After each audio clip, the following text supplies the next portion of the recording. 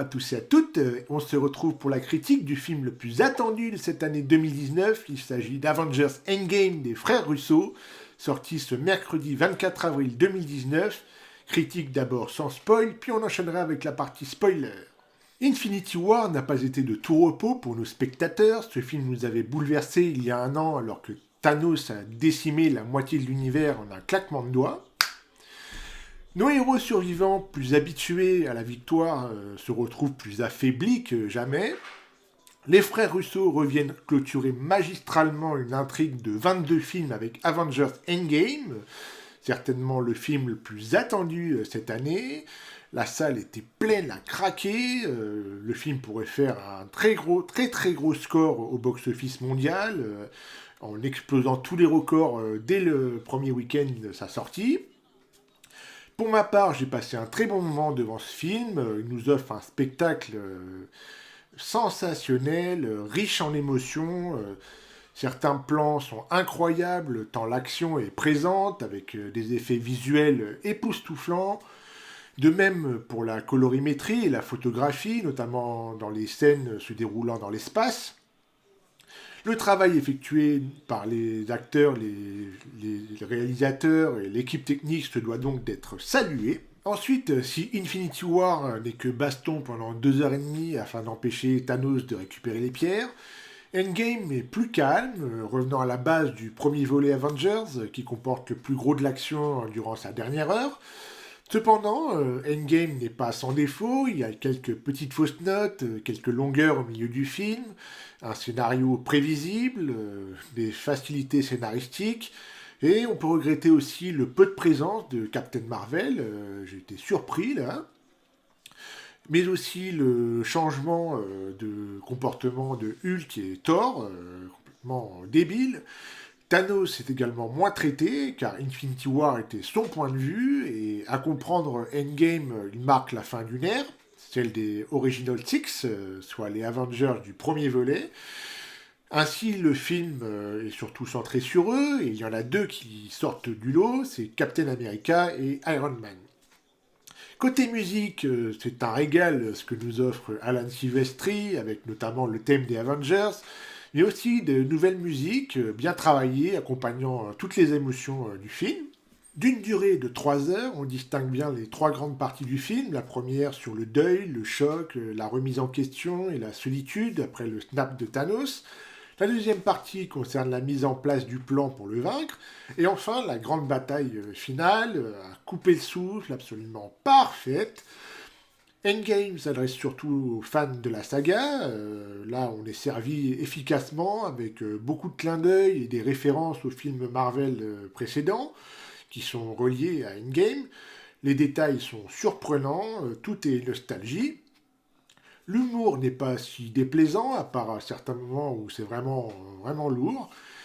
Il y a également des passages qui nous comblent de tristesse. Personnellement, j'ai versé quelques larmes sur certaines scènes. Alors certes, le film démarre lentement, en permettant la mise en place des enjeux, pour ensuite finir en apothéose avec la bataille finale grandiose, la plus épique du cinéma. Passons maintenant au spoiler. Donc pour ceux qui n'ont pas encore vu le film, allez le voir. Avant de partir, laissez un petit pouce bleu, puis abonnez-vous à la chaîne si ce n'est pas déjà fait.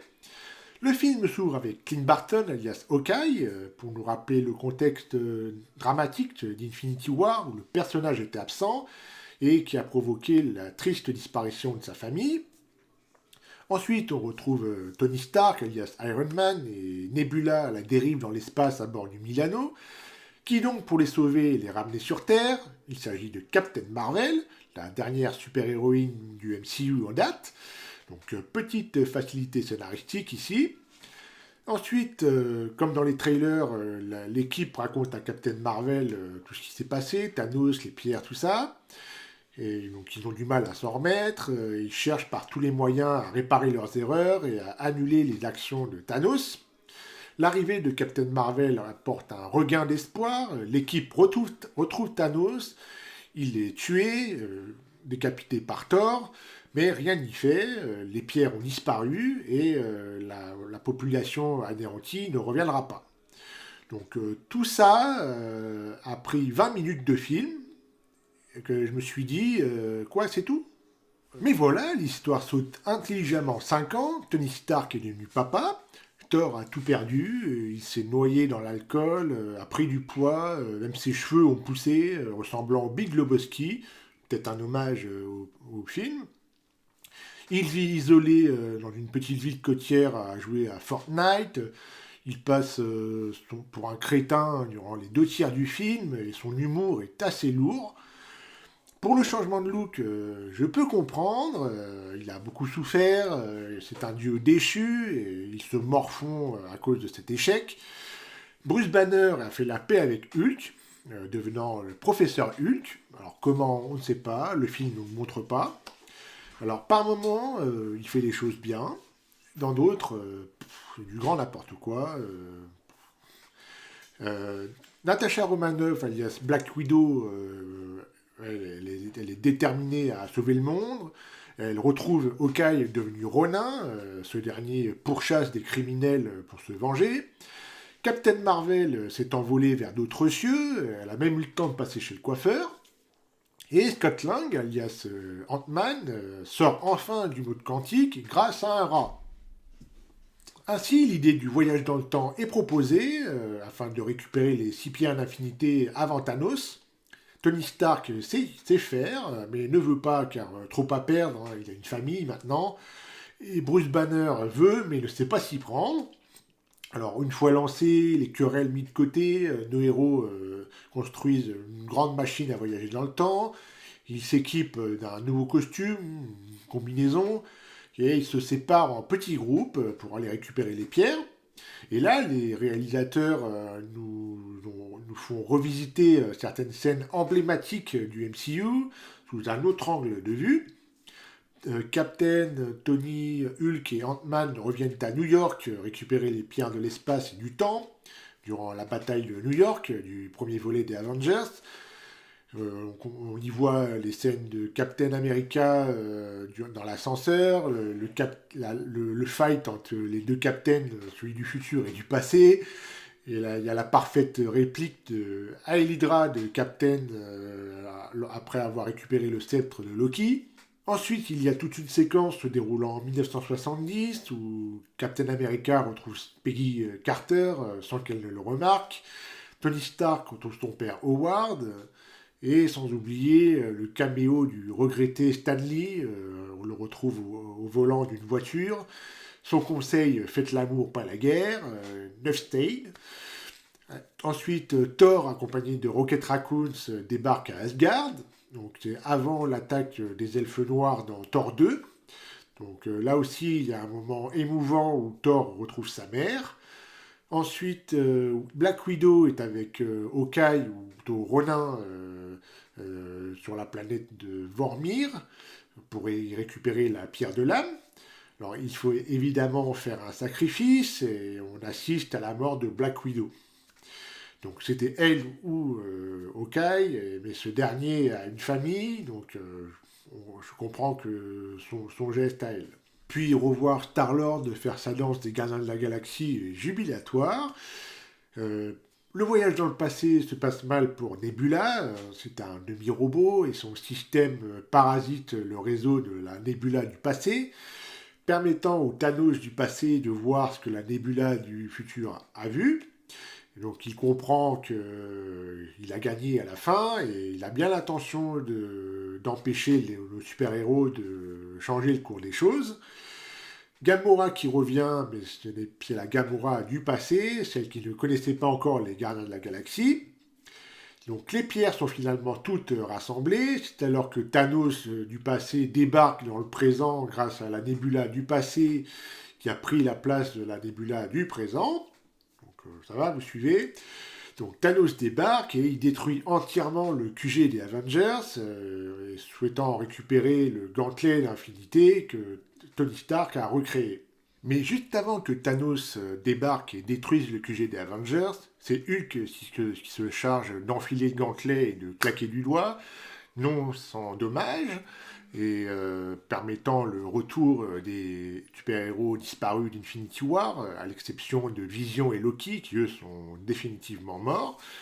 Et c'est à partir de là que la troisième partie du film commence. Le dernier affrontement contre Thanos a lieu sur Morgar. Et Thanos est vraiment puissant, même sans le gantelet. Il tient tête à Captain, Iron Man et Thor. Captain se retrouve avec un bouclier brisé, mais il ne lâche rien. Alors que Thor se prend une dérouillée par Thanos, on voit tout à coup Captain brandir le marteau de Thor. La salle a hurlé à ce moment-là. Quand on y repense, ça avait été teasé dans Age of Ultron. Donc, grosse surprise ici. S'ensuit le débarquement de l'armée imposante de Thanos et l'apparition de son vaisseau. De l'autre côté, on voit arriver via des portails tous nos héros disparus. Et là, il y a Captain qui lance sa réplique légendaire, Avengers Assemble. Et là, c'est spectaculaire, c'est épique. C'est le combat qu'on attendait depuis tout petit. Et durant le combat, Captain Marvel intervient en découpant le vaisseau de Thanos. De nos super-héros revenants, Black Panther, Spider-Man et la Valkyrie vont avoir quelques secondes pour protéger le gantelet et ses pierres en se partageant la tâche. Tout à coup, il y a Scarlet Witch qui se fight contre Thanos. Elle est toujours tout colère d'avoir perdu Vision.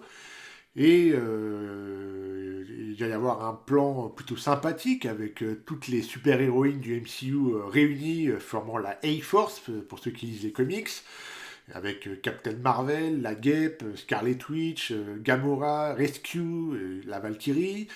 Et alors que Thanos pense avoir récupéré le gantelet, c'est finalement Iron Man qui lui chipe les pierres juste avant. Et on remarque sur l'armure d'Iron Man un gantelet se former et les pierres se réunir. Et Iron Man lance sa réplique culte, I am Iron Man, celle qui donna le coup de départ de la saga. Et il claque le doigt, faisant disparaître Thanos et son armée. Mais ce sacrifice a un effet immédiat, sa mort.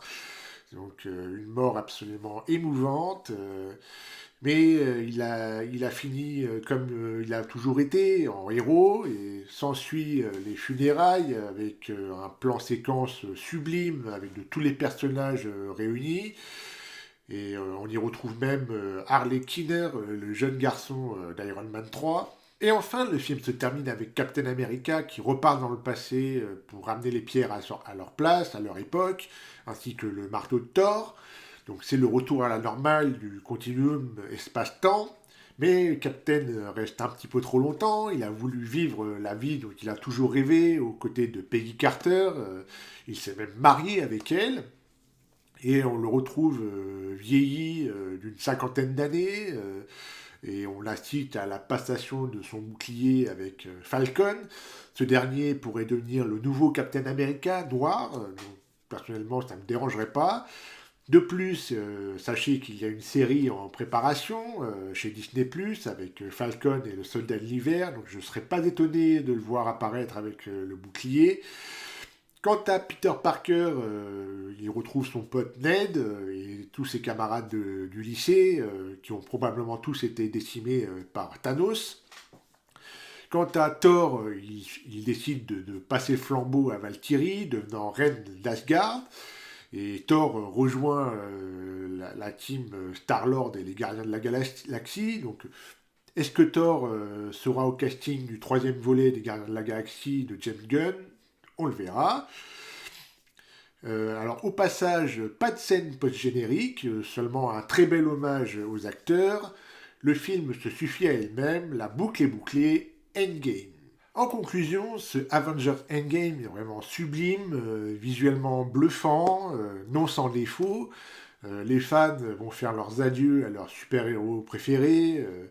Un final réussi, à la hauteur des attentes placées en lui. J'irai probablement le voir une troisième fois, et oui, je l'ai déjà vu deux fois. Donc merci à Kevin Feige, le boss de Marvel, à Marvel pour toutes ces années, et à Robert Downey Jr. et à Chris Evans pour nous avoir fait rêver. Pour info, Spider-Man Far From Home se chargera étonnamment de clôturer cette phase 3. Donc, pour rappel, il sort en juillet prochain et ça va être particulier et ça nous permettra de découvrir le monde post-Avengers Endgame. Et c'est ainsi que se termine cette vidéo, j'espère qu'elle vous aura plu. Si c'est le cas, laissez un pouce en l'air, ça fait toujours plaisir. Dites-moi dans les commentaires ce que vous avez pensé de ce Avengers Endgame et de sa conclusion. Puis abonnez-vous à la chaîne pour ne rien manquer des prochains contenus. Vous pouvez également me suivre sur les réseaux sociaux, les liens sont dans la description. Je vous dis bye bye et à la prochaine. Salut!